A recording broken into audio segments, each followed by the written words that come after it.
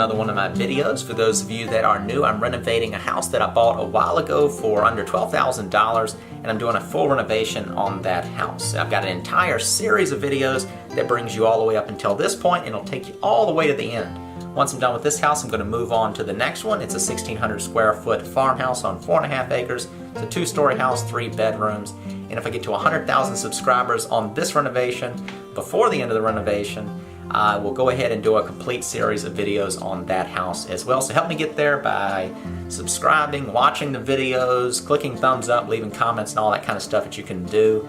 I greatly appreciate it, and I would love to do all the videos on that house if you'd like to see them, but just need to get to that 100,000 mark as far as subscribers on this channel, just to kind of justify the entire process of filming and editing and posting and commenting and all that kind of stuff that I do to kind of manage a channel. In this video, I'm going to be doing some architectural brackets to go onto the overhangs that I added to the house. Originally, the house didn't have any overhang, so I added that to the gable ends and then a little bit down at the eaves. Made the house look much better, kind of added some architecture to the house, which it just seriously lacked before, and it adds that extra protection that you get from overhangs. I'm going to be making them out of Douglas for 4x4s and 2x6s. So let's go ahead, dive into that project. I'll start by showing you the materials that I'm working with. On the right, got some Douglas fir 4x4s. They're 8 feet long. Their actual dimension is 3.5 by 3.5. Plus they've got that little rounded over edge. Then I've got some spruce 2x6s. So using this lumber, I'm going to come up with something that I think will work good for this house, but be simple to design and make. That way, it'll work good for this house, and then some of you out there might be able to kind of easily be able to make something similar on your own. The space that I'm doing the work in today is in the basement of my house. It's about 770 square feet. This is my wife and I's first house. So this basement was extremely rough when I bought the house, and I did a lot of work and got it into my shop. And this is where I build all my farm tables and other furniture that I sell to make me be able to afford to buy and renovate houses. So it's not a whole lot, but I've been able to do quite a bit with this small space, both the types of projects that I build and the money that I've made out of it. So this is what you see when you walk in the doors to my shop. This is the main room, and then I have spaces to the right and the left. We'll start on the right real quick. I've got this little metal working area, so I've got an engraving vise on the end there, a metal lathe, and then I make some jewelry type stuff over here. Back in there is where I store a lot of stuff, mainly lumber. Back across the shop, I call this the turning room. So in here I have my lathe. I also have a CNC machine, and then this piece of equipment right here cuts mortises for making mortise and tenon joinery. Some nice curly maple right there for a future project. So this room right here is about 14 feet by 7 feet, 6 or 7 feet. So it's a small room, but it's nice to do this type of work in. The lathe creates a lot of dust. That's why I've got the shower curtains around it. It keeps all the chips kind of right here in this area, makes cleanup a lot easier. In the main part of my shop, I've got table saw, band saw, and then the back of the shop is surrounded by workbenches. Again, it was extremely rough down here. I had to do all the wiring, added the lighting in, painted the floors, built all the workbenches and the shelving, and then kind of moved in all the equipment I had and then added some as I've gone. And it really is a pretty functional space. It's been perfect for what I've been doing so far. And while it is on the small side, it's all mine. When I leave the shop and come back in the next day, everything's right where I left it. So in this video, you're going to see a lot of equipment that you don't have, and I may use some stuff that you don't have in your kind of personal tool arsenal, but that's not a problem. Anything that I do, no matter what you see someone do, outside of extremely specialized equipment, there's always a much more simple way, more accessible way to get certain things done, and I'll try my best to touch on that throughout this process. I started this whole process out looking on Google at different designs. Most of them are all very similar. I'm going for a pretty simple thing, something like that. Basically just an L bracket with a 45 coming up, but there's oftentimes little subtle things that you can do that will make a big difference in the end result. So I think I've got enough ideas now to get started.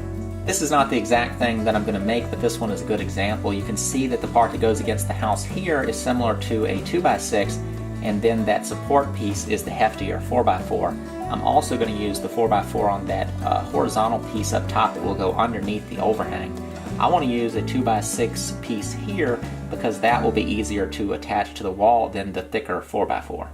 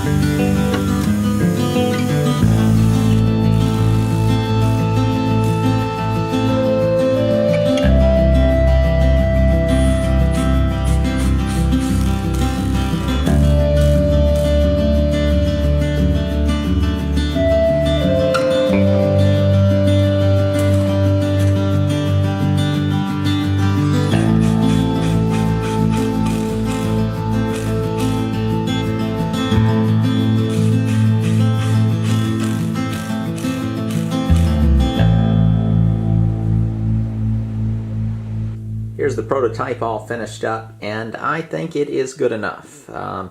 There's a few things that I think could look a little bit nicer and could be better, but I think this is satisfactory for this house. So I've got that piece of plywood there just to kind of illustrate what that angle is for. So that is the angle of the roof. The difference is that the rake board is on the actual roof, so that's the board that goes like this, and that will come down over this just a little bit. One of the things I don't like is, as a result of beveling that top piece of the bracket, it is a smaller scale now on this side. But the perspective you're looking at it from down on the ground is like that, so it won't make quite as much difference. other than that, I think it's just a simple bracket. I think it'll be fine for what I'm doing. And these are going to get painted the same gray as the underside of the overhangs.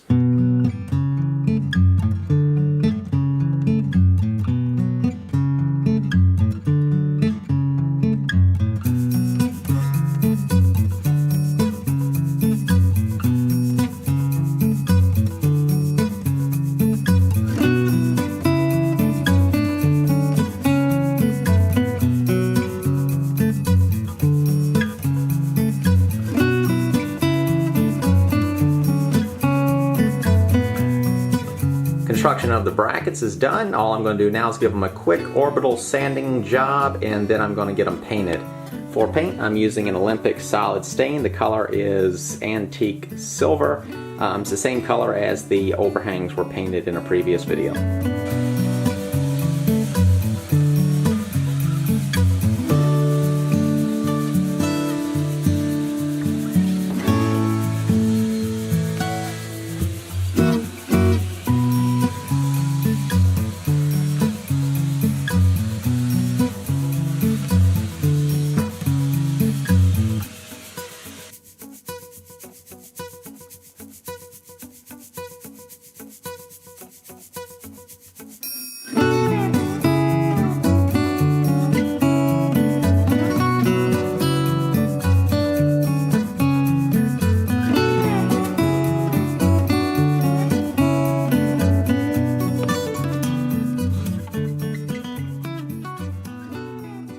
With the paint applied, that pretty much wraps up all the construction on the brackets themselves. Not sure exactly how I'm going to go about applying these. I mean, installing them underneath the overhang. So I think I'm going to call the video here, because I think installing them could potentially turn into kind of a more involved project than I'm thinking. I left enough room at the bottoms of the brackets, so down in this area to where I could get some really good fastening going on, and then up in this area, and then by choosing the 2x6s, I've got room to the left and right of that top horizontal piece. As far as attaching it up into the overhangs, I'll probably use some really long screws, countersink, and drill up into the underside of the soffit on the gable overhangs. So I'm pleased with the way they came out. Could have come up with something better, but you know, there's always something better. I'm pleased with what they are for what I'm using them for. Giving them that little bit of a routed edge on the 2x6 piece and around the front end of the top part of the bracket, I think that gives it enough of a little, you know, crafted look to be good enough. I can't get too fancy on something like this house. If you got too ornate, that would look really weird. This needs to be kind of more simple, more on the functional utilitarian side than too fancy. I think in the end, all that will come together nicely on this little house, and it won't, nothing won't kind of stick out like a sore thumb. So yeah, I think that's it for this video. I think what I'm going to try to start doing, because I'm getting a lot of requests for that, is to post videos more often. So I might break things up a little bit more. What I've been doing is either filming over the span of a couple weeks or an entire month, and then I edit that video down into something on average around 20 minutes. So these new videos probably won't be a full 20 minutes. Maybe some of them will, but maybe I'll be able to kind of get into more detail in the videos. I may also do a little bit more explaining about different processes, my thoughts on things, and get into talking about kind of more general topics than specifically this house. So we'll just have to see how that goes, and I do appreciate y'all's input. One of the things that I'm really curious about now, I'm trying to decide for myself, is what do I want to do with my videos. I have 3 different YouTube channels, but they're all a little different. So what I'm kind of, how I think of them, and y'all can let me know what you think. My Homestead Craftsman channel, originally, you know, kind of in the name, I wanted to sort of be craft oriented, and then when I added homestead into it, I wanted it to, I just sort of came up with the name. It was a little bit random. I always think it's funny when someone says, "You're not homesteading." Well, it's just like, well, who really is actually in the United States in 2018? It's just sort of, I think, more of an idea than specifically, you know, I'm not getting in a wagon and going out west to claim my land.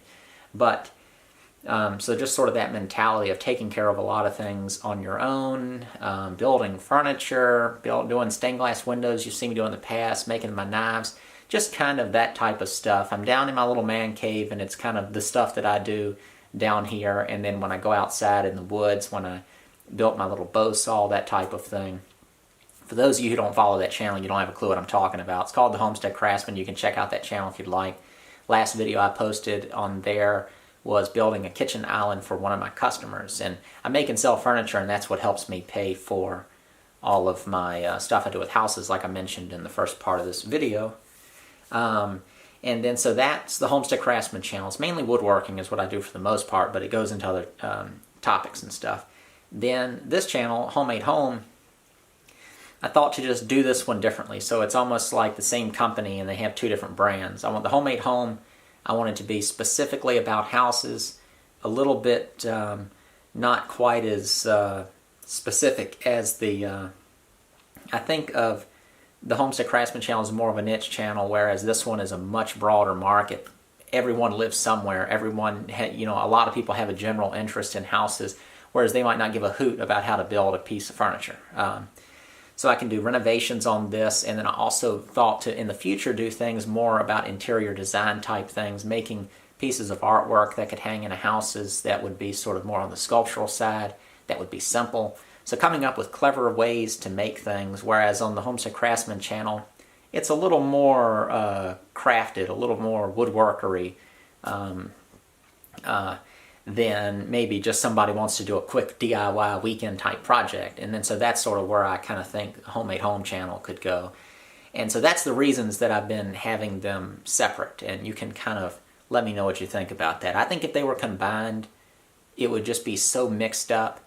And I think the only thing that's kind of, people say it confuses them. I use the same Facebook page for both of them. I have a website, thehomesteadcraftsman.com, and I had all that set up before I started doing the Homemade Home channel. So I think I maybe need to just separate them completely and try not to mention one on the other or something, and when I have suggested videos, not have suggested videos in the other. Personally, I mean, people say it has a hard time keeping up with it. Well, just forget that I'm the same person on the same one and pretend it's two different channels that have nothing to do with each other. That's sort of the way I look at it. And then, of course, also, when I'm making these videos and I'm talking about my opinion, people kind of like do this thing where they just take it so literal, so specific.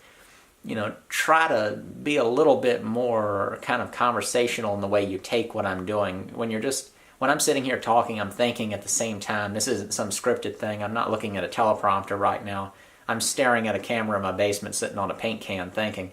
So not everything comes out of my mouth is exactly the way I sort of mean it, I guess. Like in my last video, I said that if I get to 100,000 subscribers, I'm going to make the videos and the other thing. That wasn't some sort of weird threat or ultimatum to y'all. That was just me kind of telling you what I'm thinking. That's like any company that goes, well, if we hit this goal, we'll do that. That's all I'm doing. I just told you one of my goals. The reason I told you that is I thought some of y'all could be part of that. And for some of y'all some people have had really good responses to that. Some people said, I don't think with your videos you're going to make it there. Well, I did go from 6,000 to 50,000 since I started this project on this channel. And then yesterday, as a result of, I say yesterday, that's when I posted that video, but I don't know when I'm going to actually post this one. The last video I posted on getting up in the attic and doing those vent pipes, the last video I posted, I said, when I said all that, I got 1,000 subscribers the first day I posted the videos. It was over 1,000. So that's how you get something done, I guess. I did kind of make that request for people to share this. People shared it. People subscribed. And I think it could have something to do with mentioning the financial side. A lot of people just cannot handle the idea that other people are making money, yet everybody's making money doing something if you're working. The way I think about it is if you enjoy the videos, it shouldn't matter. I'm just kind of sharing with you the whole thing, because I think of me making these videos, other opportunities that pop up while I'm doing the renovation, and then the either renting or selling of that house in the end. All that is combined into that whole house. All that will be the income that's generated off that house. So I'm being just extremely transparent with you when I'm telling you all that kind of stuff. Perhaps some people just can't handle it. But the way I think about videos is if you don't like the video, just don't watch it. skip over that part. If you don't like what I'm saying, just skip the talking. If you don't like the music, mute the video and play your own music. You're watching YouTube for free, and at your and just sitting on your sofa. You're really not having to do a lot of commitment to it. If you don't like the video, you shouldn't be sitting there watching my 20-minute long videos. You know they're going to be long. You know what they are ahead of time. And as far as being literal and stuff like that, I think anytime I say stuff like what I just said, people say, don't let the commenters get you down. It doesn't really bother me or anything like that. I'm just explaining it, I'm not going to quit YouTube or quit, renovating a house because some goofball told me my house sucks or my videos suck. It doesn't matter. I'm just having fun doing it regardless. This is way too long. I probably have about 2 or 3 people still watching this to this point in the video, so that about wraps it up. Paint's drying after that. They're ready for install. It's raining today, so I can't do that. Hopefully it'll be good to go tomorrow, and I'll get you the next video as soon as it's done. Thanks for watching.